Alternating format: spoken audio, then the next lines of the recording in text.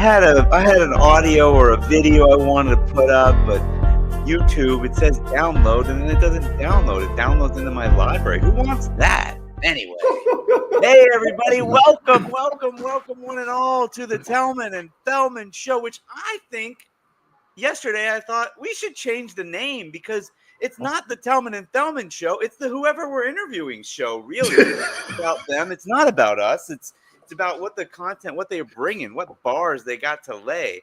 Don't I sound cool today? I don't know what's happening. You're on fire. You're on a roll, man. I don't know what's happening to me. It must be you are rubbing off on me. Anyway, my name is, this is the Tellman and Fellman Show, episode 69, Day of Eating. That's because of Thanksgiving, not because of the number. My name's Harris Fellman, and that is... I'm Tellman Knudsen, and we've got an interesting individual here. Eddy Miranda is in for show number 2, and we're going to be digging deep into communities. Harris, do you want to read the bio, or do you want me to read the bio? I don't think we should read the bio. I think we should tell people, go back to number 53. Go back to episode 53. This is the second time Eddy's been on. We don't need to reread the bio. We can jump right into the reason he's here today, which is to drop down some content to tell us about some new course that he's got coming out, maybe, or a challenge. I think it's a challenge. Yeah, there are a couple of things. I'd rather go in that direction. I'd rather just find out and dig deep, to be able to dig deep into that, because people, you need to go back to episode 53, find out about Eddy. I haven't even done it yet, so I don't know anything about him. I wasn't there for episode 53. Are you like microdosing today? What's going on with you? No, nothing. You're on the shrooms. No. Should I microdose occasionally? You seem to have that. Yeah. Should I macrodose? I mean, who needs a microdose when drugs are so readily available in Europe where I live? Anyway, happy Thanksgiving to everybody. Happy Thursday to anybody that's not, from the U.S., of course. Eddy, it sounds like you're from the U.S., yeah? Yeah, I'm down in Miami, Florida.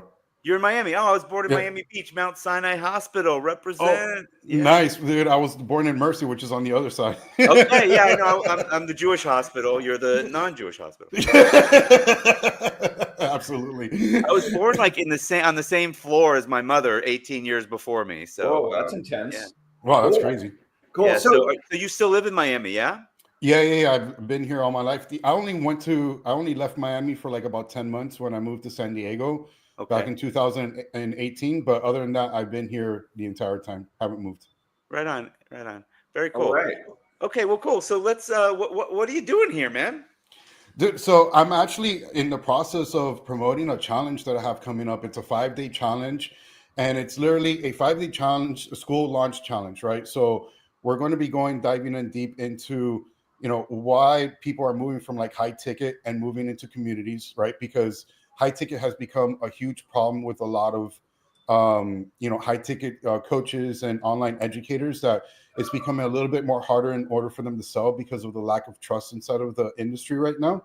And then we're going to be showing you on how to be able to get your current content and put it as an irresistible offer. So then we could build the community afterwards. So we'll show you on how to be able to build the about page, how to be able to set up the modules, how to be able to do the calendars, even how to be able to set up the leaderboards in order to drive engagement inside of the community. And then we'll build a low ticket community funnel.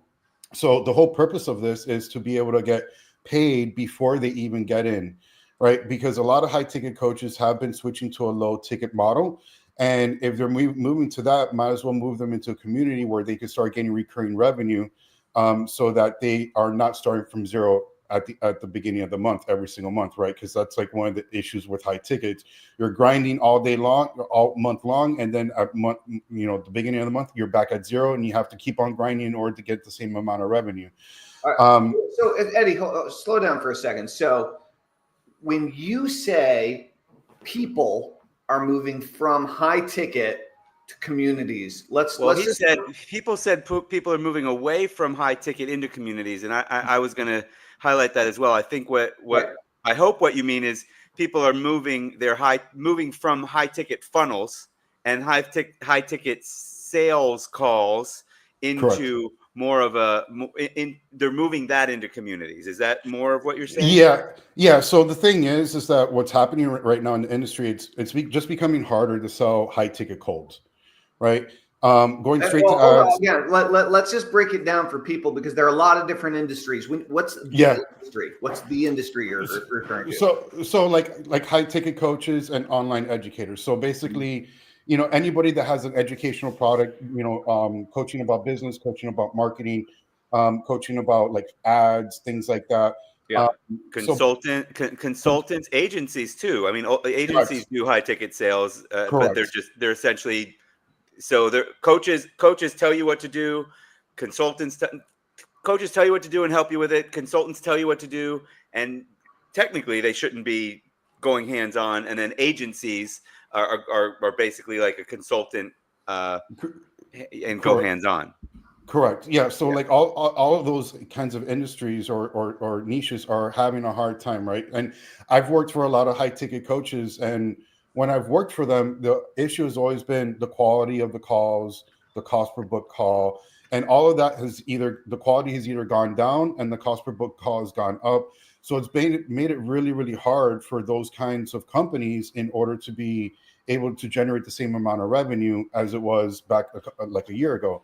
Yeah. So when I worked only a year ago, you're saying there's been a huge change in just a year. I'm super familiar with this industry from a biz op industry standpoint, right? Like I know that's the back end to a lot, and there's been huge companies that have been set up to sell high ticket with phone rooms full of hundreds of people that basically the cost of getting, you're saying the cost of getting leads. And then I realize that over the last few years there's been a huge shift over to high ticket coaching, just tens of thousands of them. We had Alex Jeffries on here, who was one of the pioneers in that, to a point where he's like, I told everybody how much money I was making, and then they all started doing it and I had to walk away, so but why in the last year or so has there been such a decline? Do we know why, or we don't care why?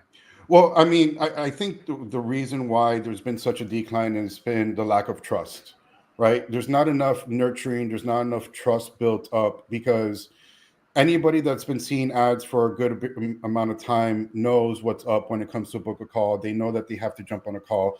They really don't know the business as well. They don't know the main character of the business as well.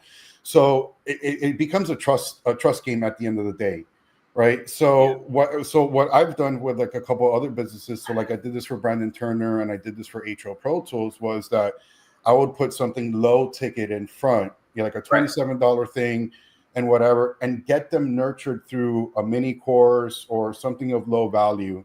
And then I would retarget all those people, or at least low cost. A low cost, correct. And then I would retarget those same customers into the VSL or the video sales letter funnel that would give us better quality people. So I already knew a year ago that was the move that was happening when I was working for Grant. That was one of the moves that I pulled two and a half years ago, and doing something for free or something low ticket, and then getting them into something higher. So that trend's been happening for a while, and I've been in front of that trend, but now it seems like it's even more so that's happening, because a lot of high ticket coaches I've spoken to lately have been struggling with their sales, have been struggling with lead quality, have been struggling with their book of call costs and things like that.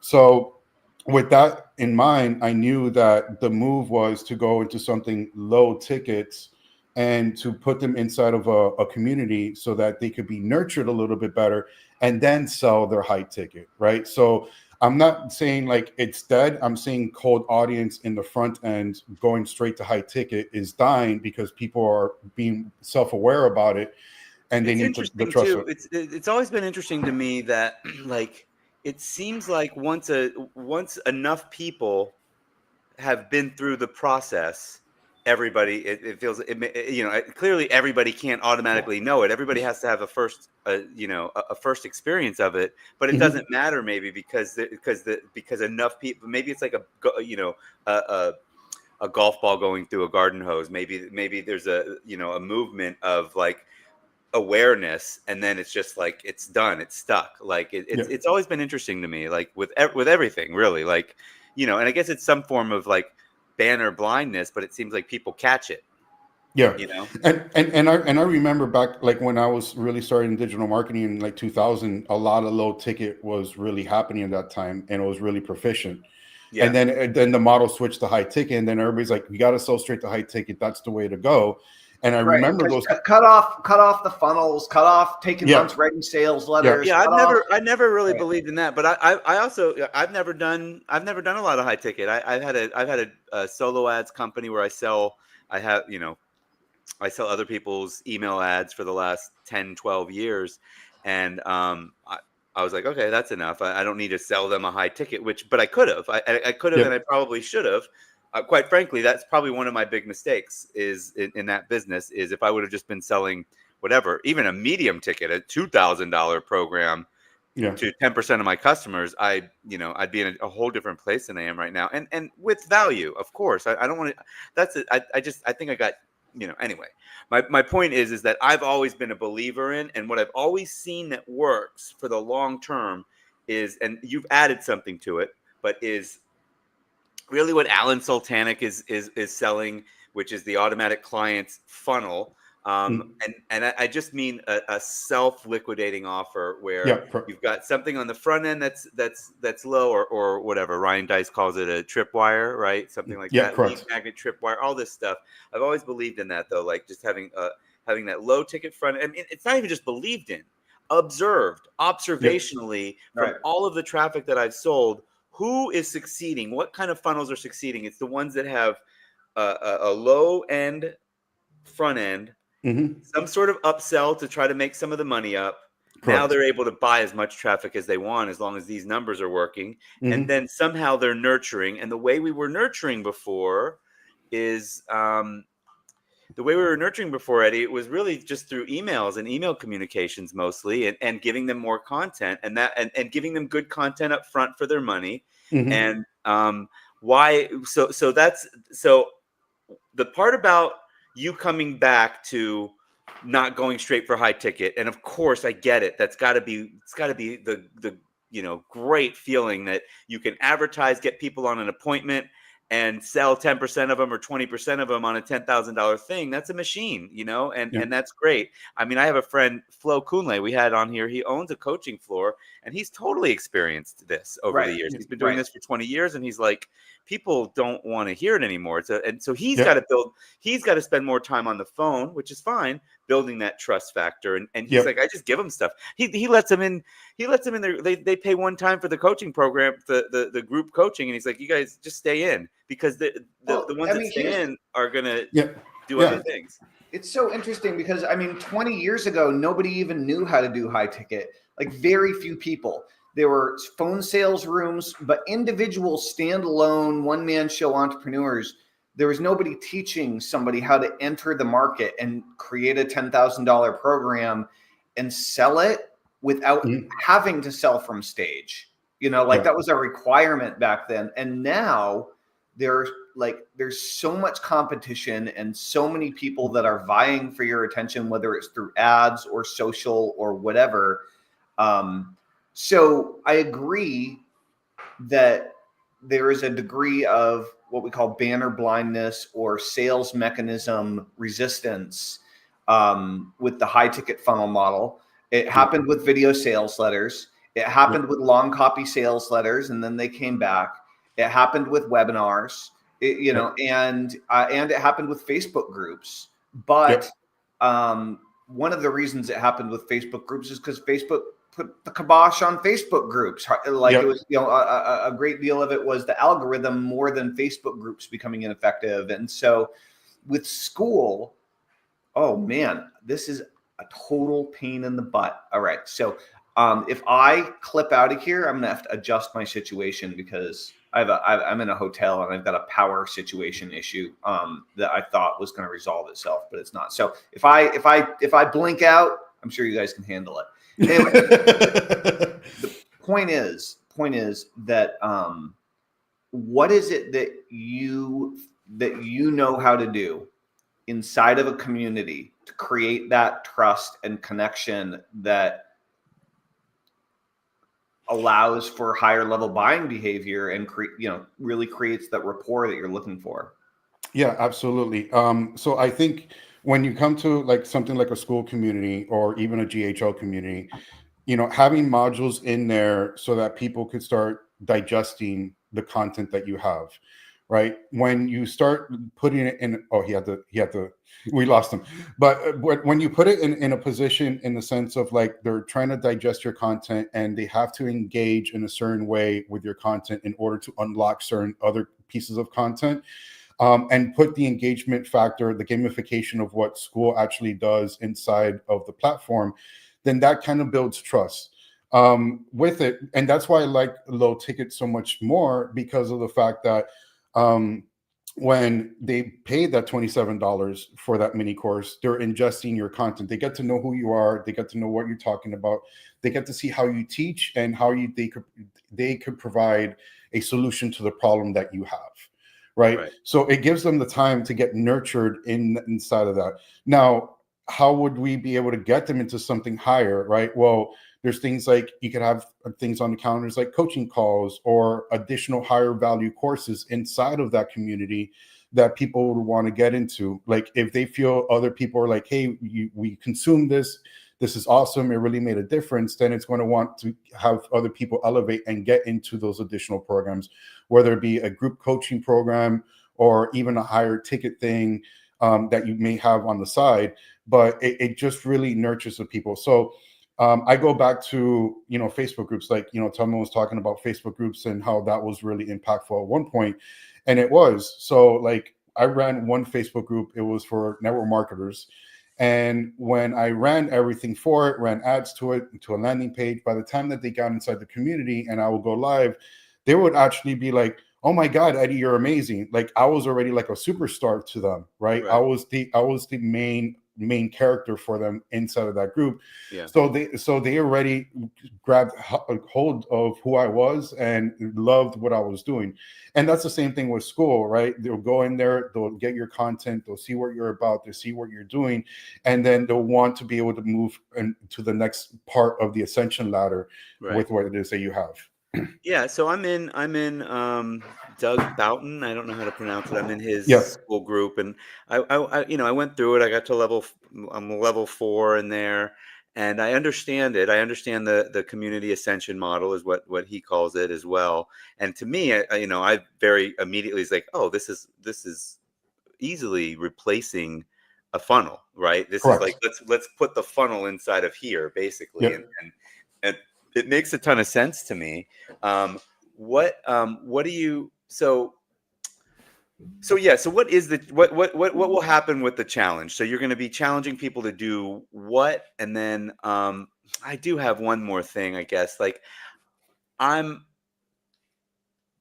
like, how much time and energy do you think it takes to nurture a community? Like how do you address that? Like that, like for me, I'm like, like, because what you just said was, well, when you get there, they're like, they already know you. So that's kind of cool. So that must mean that you're setting up some sort of, you're setting up automation. And I guess the way you were talking about, like the setting up the leaderboard and the I guess can you get points for anything more than likes and comments in school? I haven't dug deep enough in yet. So it's either likes, comments, or posting. So likes, comments, and posting. And you can determine as the school owner how many points they get for, like, what's the most important to you? No. So as far as you being the owner in the school community, you are not able to change the arrangement of the leaderboard points. Got it. Right. So it's standard for every. You can change what perks they get for each level. Absolutely. So it could be opening up a call, like a weekly call. It could be opening up a special module for them, or it could be like, hey, you need to watch module 1. Once you get to level 2, you'll watch module 2. Once you get to level 3, you watch module 3. So it starts opening things up for you. There's also things in the sense of, in order to keep from spamming and things like that, like directed DMs, you have to reach level 2 in order for you to start doing messaging. Okay. Right. And you could you have another filter in there to reach the level 2 in order for you to start posting inside of the group. Okay. And that alleviates a lot of spam activity and things like that you wouldn't have to monitor, and you want to make sure that they're engaged in order for them to get there. Now, as far you kind of got a formula that you give people for like what various perks and it's like things like this, like that you're saying, like not to kind of alleviate spam concerns. Yeah, and the thing is, like at the end of the day, we want to be able to have enough engagement going on in there, right? We want to make it seem like it's a party. Right. So if we give them like certain perks, hey, you're going to get this high value call with us, like a one-on-one call with us if you reach this level, Yeah. things like that, right? Things that will be really, really enticing for people that would get them to want to be able to be active inside the community in order for them to get up the levels and for them to be able to get to, having a connection with you, right? Like if it's like a superstar influencer and things like that, like, hey, you could get on a call with me every single week, and they'll want to be able to drive up the engagement in there just so they could get to level 5 to be able to get onto those calls with that person. I mean, what's really nice about school too is they've got a really great podcast called School Stories that you're able to hear what other people are doing specifically in school from a success standpoint. And one of the podcasts I listen to kind of answers my question a bit, which is like, how much work does it take? And it's like, well, you basically you might do it yourself at first, but then you hire people for the various aspects of it. You hire they call it a DM setter, Tellman, somebody that's setting appointments in DMs, and they call it a DM setter. Tellman, have you heard of it? And are all the high ticket sales that you're doing? You do eventually get on the phone with somebody for a high ticket sale, or no? Yeah, at some point. So like the whole purpose of it is like what you said, like getting people through the DM, trying to get them nurtured, trying to get them up there, trying to get them into a point that they're wanting to be able to get to something higher. And then, you do dedicate like a call for them in order to get into a higher ticket thing. So for instance, in our aspect, we're doing the challenge. You're going to get, you're going to get the course. Once the challenge is over, the course is $97. You want to get coaching with us. It's $197 a month inside the community, but you want us to do it for you. Well, that's a higher ticket. Like we'll build the entire community structure for you. We'll build the funnels and everything like that. And that would require a phone call. So there's a genuine ladder in there, a genuine, upsell. And what do you consider high ticket? 5,000, 10,000? I mean, anywhere from like 8 to, 8 above I think is considered high ticket. I think some people even consider 5K a high ticket as well.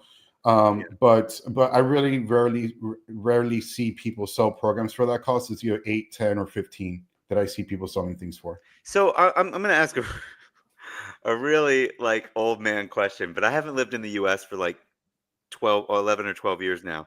Like, how much money does a normal person make? Like what's a teacher? Does a teacher make 50 grand a year? Man, I mean, it depends on the teacher, but sure. I mean, like it's funny. Like I actually have one of my buddies. He's working with me on the project. His girlfriend's a teacher, and she doesn't make. They're in Michigan. They don't make any more than like 50 to 55 a year. Right. But the thing is, I'm like, she could be doing something so much better, but she loves what she does. She loves helping out kids, right? So for her, it's like, of course, it doesn't matter. But I wasn't coming after teachers in particular. That's my touch point for. They generally make enough to barely live. So like, I was curious, what is that? And you can survive with 50 or 55,000 a year now here in the States. Like even in the cheapest communities, like you're not able to survive with that anymore. Yeah, you need 2 incomes. Yeah, at least. So Eddy, when you build communities and what you've seen in the community zone with school, is it you generally set up like a free one and a paid one, or do you just set up a free one and then sell everything else through ClickFunnels? Or, because I know at school you can run your entire business through school, but my understanding is what you can't do is build an awesome long copy sales letter with a whole bunch of one-click upsells and and all the stuff. Though maybe some of that functionality is coming over time. Yeah. Right now it seems like can you integrate an email like autoresponder? Yeah, you can. Yeah, but the question is like, do you start a free group and a paid group, or just a free group and then you sell everything else? That's a good question, because there's several different ways on how to be able to do it. One of the methods that you're talking about, which is everybody comes into a free group, you nurture everybody there, and then you ascend them into a paid community. Essentially, you're running 2 communities at the same time, right? And that I think that's like the old school way of like how Facebook was done.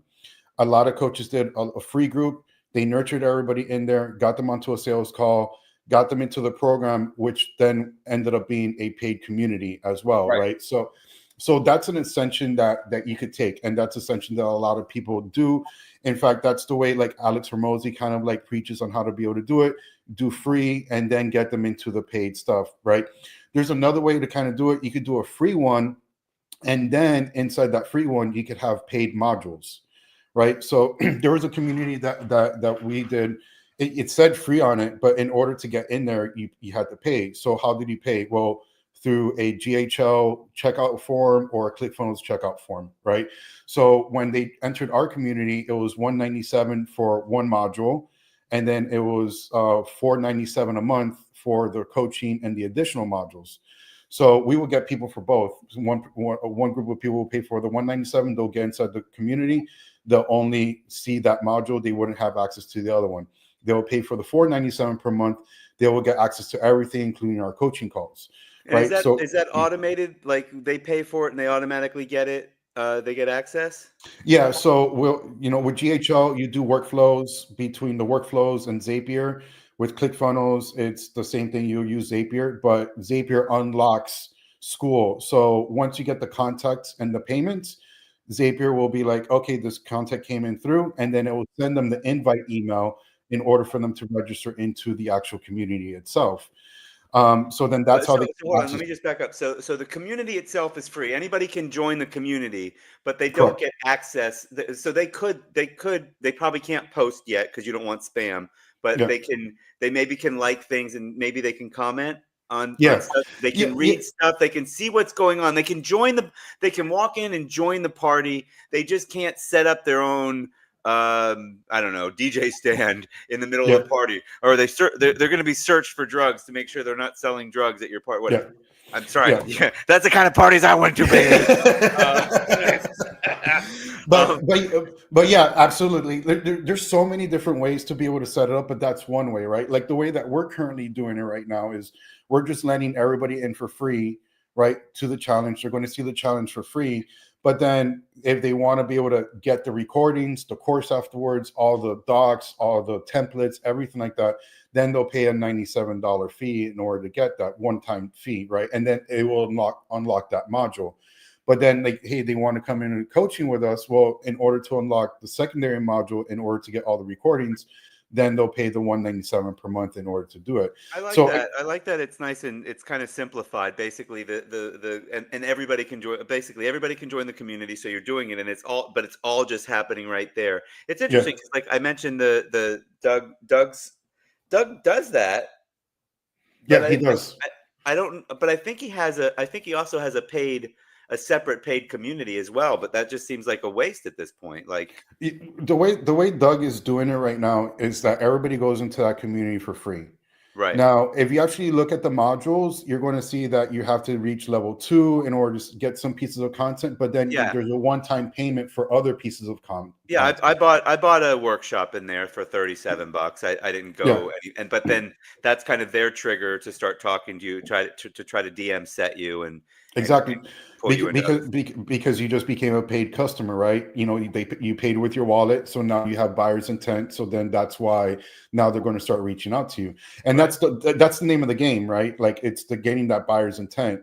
Yeah. So the method that we're actually teaching is that we're going to have like a low ticket funnel in front, pay the $27, $37, $47 for like a mini course, have a bump order roughly around the same cost.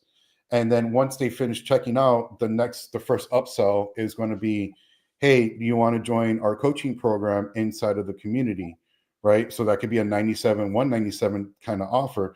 But either way, what ends up happening, they still get access to the community because they paid for the low ticket thing, and that low ticket thing is inside of there. So if they do want to upgrade to the coaching afterwards, any given time, they can. Right. Yeah. So it's a natural progression. And the reason why I like that method so much better is because they already came in as a paid customer. Right. It goes back to the concept that I was talking about, like low ticket before video sales letter funnel. Right. They already paid with their wallets, they're already engaged buyer. They just need to get nurtured a little bit longer. They don't mind spending $30 on something just to check it out. Yeah. And then we could send them, and they are much better quality people at the end of the day. And you'll be able to get people on sales calls much easier. I'll be right back. So let's talk about like psychologically and emotionally, right? Yep.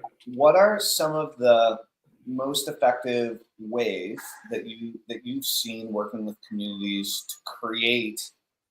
And maybe I missed this when I was dealing with my computer issues earlier. The level and the type of trust and connection that causes people to want to buy more stuff from you, right? Like, what are the like? You can run a challenge, cool, but tell me more. Like, what are some of the things that you can do within the community that people seem to love? So I think if you're doing like a free community in order to build trust, I've seen a lot of people do the play of, hey, join my weekly coaching call for free, or join a weekly Q&A for free, right? Where you can ask any questions. You know, I go back to like what Hormozi kind of preaches and stands by, is like, give as much value as possible. And I think that we shouldn't be afraid of giving away the farm, right? Because there's a difference between giving away the farm and whether those people are actually going to do action or not, right? Yeah. And that's actually not based on you. It's based on them. You know, and that's interesting. Whether or not people are going to take any kind of degree of act. I guess Harris. I'll have myself back. Oh, I see. I definitely won't hold the door for you the next time I see you, Harris. Please. But I can't open the door myself. Gonna get all feisty. All right. But yeah, like I think the psychology of it is that you're using that to build the trust. I mean, I've been in sales cycles that have lasted. Let's use a practical example. Yeah. Like, is there an example that you can use from one of your previous communities that you've been involved in, of like, oh, well, we decided to do a 24-hour live stream, or we decided to do a weekly Zoom call. There was a Q&A, and here's what happened. What's something specific that really worked well? Well, I mean, in one of the Facebook groups that I was managing, basically what we did was like we just gave as much value as possible. Yeah. Like we would go live every single week inside of that community. We will spit out knowledge. We would have guests. We would do Q&As, things like that, things that would drive the engagement up and drive the trust up, right? And also, like, when we provided the value inside of a post, it was like, hey, this is no holds bar. We're not like, taking anything out. We're showing you exactly what we've done. This is the steps that we've done. We've given the people docs, like actual docs that we've used with other clients and things like that.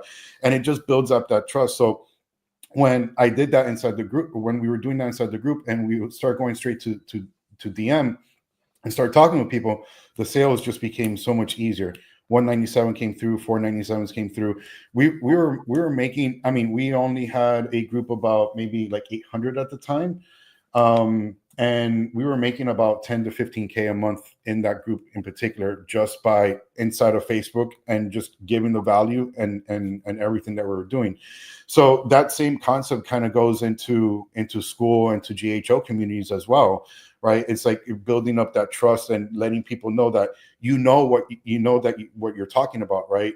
And I think that that's where a lot of people get stuck. A lot of people could do a lot of like, showcase things and kind of like boast about things here and there, but they really don't know what they're talking about. They probably heard it, but never been in action with it, right?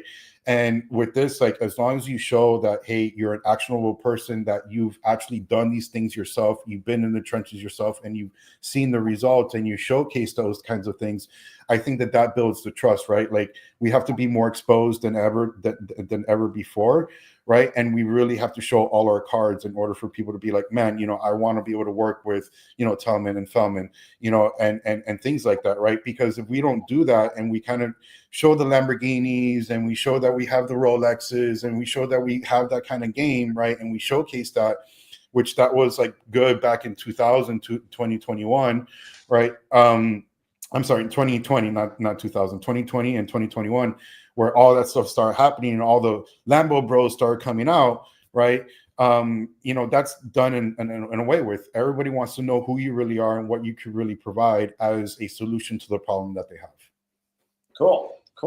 I like that. I like that your perspective is that you think the Lambo Bros came out in 2020 or 2021. I mean, well, I know it was before that. People have been standing in front of. It's like every 7 years there's a new wave of Lambo Bros. Yeah, right? yeah. It's really quite interesting because like Harris and I have both been in this for like 20 years now, and it's so funny. It's kind of like when bell bottoms came back and things like this. There are these cycles of trends that happen, and where both the gurus and the consumers move through these trends of wanting different things and or responding to different things, and then everybody forgets about these old marketing methodologies that once were, the way, and then they drop off. And so when things get too hypey and everybody's just competing on hype, then nobody's believable and nobody's authentic at all. Yeah. Well, it does seem like school. It does seem like school is a lot of the marketing bros and kind of rehashing a lot of the same info. And like, I guess you'd have to be elite. I guess you'd have to be in a community to figure out if one of their communities to figure out if they actually do know what they're talking about or not. I mean, like me, like I mean, that's probably. It would take me, like, as much as I know, it takes me so long to be willing to say I know it, publicly. And that's why I do interviews, to be honest with you. That's why that's like how I got started with internet marketing. Even though now that I look back, I had a successful business for 5 years before I got into internet marketing, but I didn't want to go and teach. I didn't want to teach that in particular, but I didn't feel like I had a place, and I don't like I want to inspire people to like live their best life, but I don't just want to talk about it. I want to live an inspiring life, So I same with like being an expert. I think you should actually. I think it seems like what you're saying is that people can't really hide from it for much longer. They're either going to be presenting good quality information, or they're not. And one way to show that it's actually good quality information, get that trust, is just to give you access to the information and be you, right? Exactly. Yeah, and go ahead. No, and the same thing too, right? Like you've seen like headlines that say, "Hey, I'll take you from 10 to 100,000 in a month," or "Hey, I'll work for you. Or you don't pay until I get you this result," right? And that's been like thrown out so many times that people are already aware of that kind of stuff, right? So it's, and the thing is too, like I was actually talking with somebody yesterday. I'm like where, like if you're not getting paid until you get a result, then what kind of model is that, right? Like you could be 3 months without getting paid until you get that result, or 6 months, and you're working for free. Like, how is that scalable? That's ruining a lot of businesses too. Not only the fact that it's a guarantee that's hard to stand hold of, but it's also ruining a lot of businesses at the same time because they have to adhere to that guarantee, Right. It really seems, it really seems like if you want to classify them as the Lambo Bros, just for simplicity, it's very easy to pretend that you're an expert, and it's very easy to pretend that you're a good teacher, and it's even possible to pretend that you're a caring leader, but you can't pretend that you care about your customers for that long, especially in a community environment, until they either realize, wow, this person actually gives a crap about me and is willing to go out of their way, or, oh, this person's a total jackass and just cares about themselves and is trying to extract as much money from me as possible, and it ends there. So I think maybe that's a little bit of what's happening, is that I think communities are forcing people to step up their the rise of communities, I think, is forcing people to step up their leadership game. Yeah, I totally agree with that, man, because there's only so long of a facade that you could carry on. There's so many lies that you could actually keep up with, right? And it's just very difficult for you to hold that character 24/7 in a place that you're going to be so open and willing to be able to share. Yeah. Well, then, so how would somebody get started then? Because, like, I mean, that's why the Lambo Bros or whatever, this is part of why school, I would say, exploded, is because people were able to just jump in, maybe not school, but I'm sorry, I didn't mean to say school. I meant to say the high ticket coaching. The reason that it exploded is people were like, oh, I learned how to sell. And they were told, just go sell coaching. And and then they were like, they basically, maybe I guess they were probably, I mean, if you know marketing, if you know online marketing for a month, you're an expert compared to somebody that doesn't understand it and doesn't know it. That I get that, but you certainly, I don't know, I wouldn't want my doctor to have just studied for a month and started operating on it. Exactly. Yeah, exactly. Right. Cool. Well, sorry. The question was, how do you get started then? Like, how would somebody get started? This is how they get started, Harris. The link right there. You guys join my challenge, and I'll show you guys on how to be able to do it. So, and so, like, I guess, like, let me dive into like what will happen like on the 5 days a little bit more, just so you can understand. Yeah. So, on day one, I want to take your challenge, Eddie. I want to be involved in it, and so like it better be awesome. I hope I dress to impress for you. So like on day one, basically we're going to be talking like what we've been talking here, like why people are moving from high ticket, like what are the problems with going straight cold to high ticket, and why communities is so much more powerful in order for you, one, to get customers in quicker, but two, be able to send them into a higher ticket thing. So that's going to be day one, is how we're switching from one model to another. On day two, we're going to be taking and we're going to be using my buddy Jay Lee as an example. He's the sales ninja, and we're going to be building his community. So we're going to be packaging the content that he has into an irresistible offer. Right, we're going to see how we're going to kind of move things around and be able to package things up so that it's in a position that it's irresistible for somebody to pay $27, $37, $47 for with a bump sale. And then we're going to be working on like how he would have his $197 monthly recurring thing inside of the community for coaching and any additional things that he would want to. On day three, we're going to be building the actual school community. So how you build the about page, how you set up the leaderboards, how you set up the modules, how you set up the calendars, everything that you need in order to do that. Even the discussion board on how to be able to do the categories and everything like that, and how to pin things, and how you're going to be able to set all of that stuff up. On day four, we're going to build the actual funnel. So it's going to be a self-liquidating funnel, one landing page, one upsell, and then we're going to do all the workflows to connect to make sure that people get automatically onboarded into school. And then on day five, we're going to be showcasing on how to be able to build the ads, set up the ads on Meta, and then we're going to be showing you on how to be able to drive the engagement inside the community, because that is going to be the fuel for the community. People are going to be coming in through the front end, and then you're going to be engaging with them in order to keep them in there. So you have this rocket fuel that's going to be steering this rocket that we just finished building. So that's the fuel to the fire. Who are the best people for your challenge? I mean, people usually that are, I've seen a lot of coaches move from high ticket to their monthly recurring, and they love it. So people, coaches that are making like maybe $10,000, $15,000, $20,000 a month, that are looking for a more sustainable way of having recurring revenue, which that would be, because of course they start from zero every single month when it comes down to it. Basically online educators, same thing, that are selling higher ticket programs, like I would say almost like the Cole Gordons of the worlds and the Anik Segals of the worlds, things like that, right? That know that they're having a struggle with the high ticket and want something that they could gravitate to that's going to be much more natural for them and much more recurring for them. Okay, so obviously this is all in school. But does the irresistible offer that they are going to be setting up, is that in school, or is it in high level, or is it in ClickFunnels? No, so the same way, like the same premise that I told you, right? They're going to buy that irresistible offer, and it's going to get unlocked inside the community, right? So this could be school, this could be GHO, this could be Circle. We're just using how school. How do you have so you can have a bump inside of school? No, yeah. So it will be a secondary module. Okay. Right? Okay.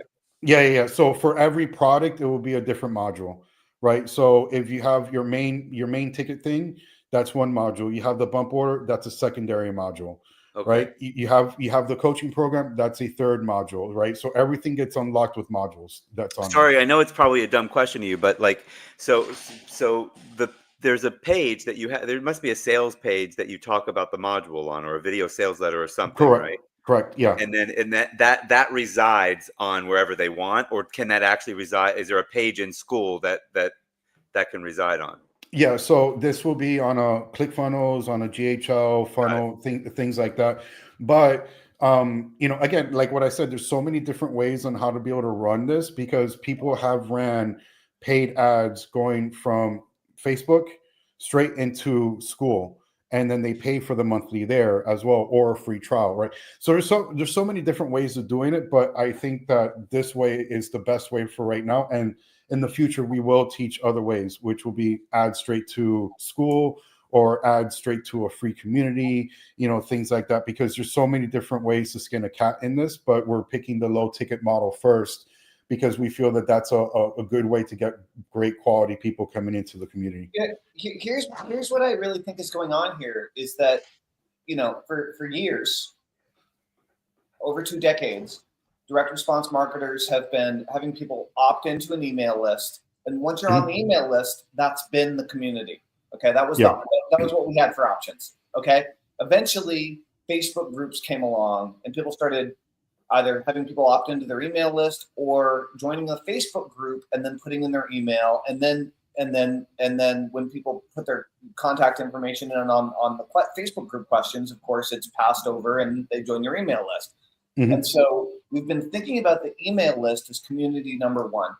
And then monthly recurring revenue is nothing new. I mean, back in the day, Sean Casey and I launched the List Building Club. We had 30,000 paid members in the List Building Club. 30,000 paying members in the List Building Club. Like, monthly recurring revenue is not new, but what the difficulty has always been is stick rate, right? Is industry average of 3 months and then they're gone. So 3 payments is great, better than 1 payment, but average is still there. And just giving people more content every month and then having them log into your members area to consume the content is cool.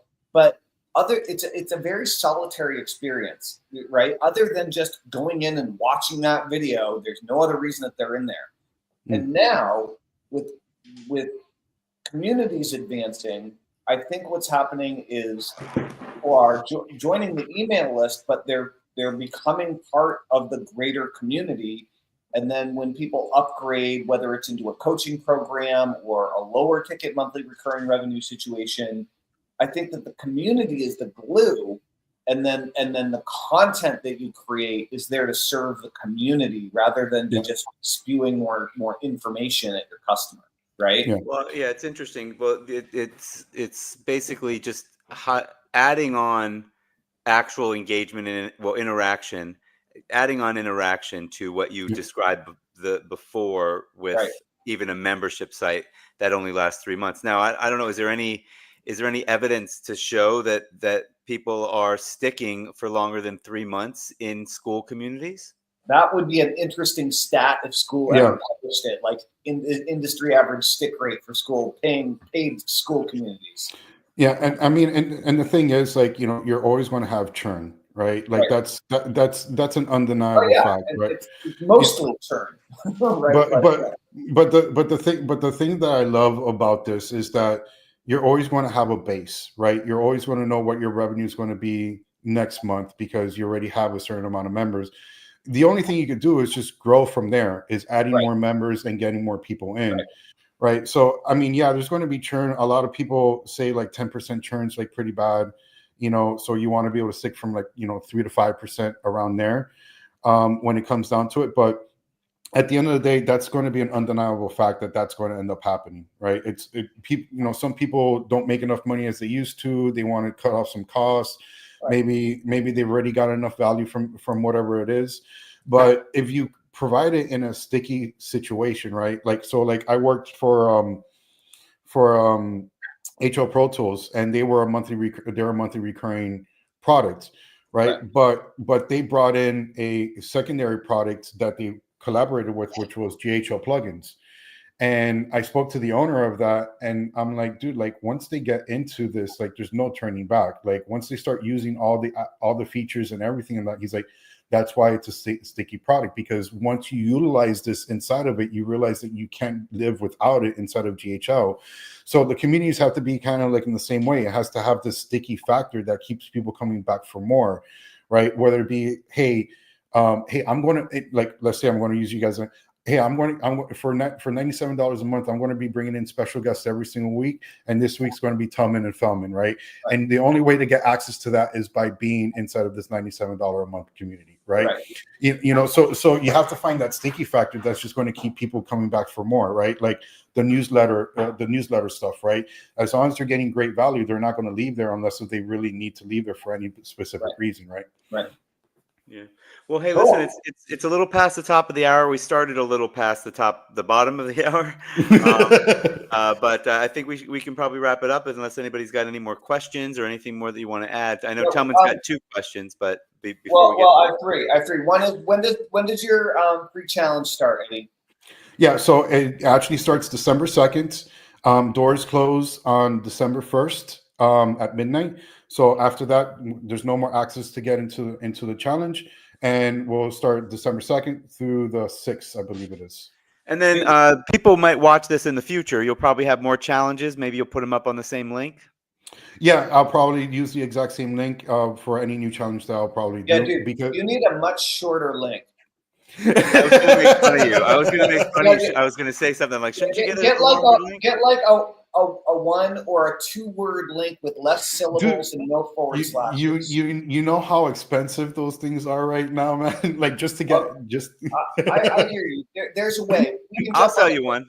You know, we can jump on a Brainstar. Yeah, I bought 10,000 of them back when they were cheap. You want one? I wish. Can you imagine? I'm dropping $100,000 a year just to sit on a honey pot. I sold one for 15,000 once, but I used to just I get them like candy. I get domain names as an let me just hold on to this idea. Yeah. No, I'll pay $12 to hold on to this idea that I had. At one point, I had 2,500 domains that I had all individually purchased from an idea, and I was paying over $40,000 a year in fees to keep them alive. Registrar and 95% of them, not only were they parked, I wasn't even monetizing them. It was ridiculous. So don't buy too many domain up. But still, dude. I had enough that I did try putting them up on like monetization techniques, but they do nothing. They do nothing. Anyway, I don't know. Now don't do that, guys. Don't do that. Do this. Do the challenge below. Well, happy Thanksgiving, and I really encourage everybody that has been following me for any length of time. Certainly, if you've been paying attention to Harris for any length of time. Harris and I are both long-standing direct response email marketers. I'm sitting. I personally think that communities are what are you making noise about over there? I just said you said a long-standing. I'm like, I'm sitting. All right.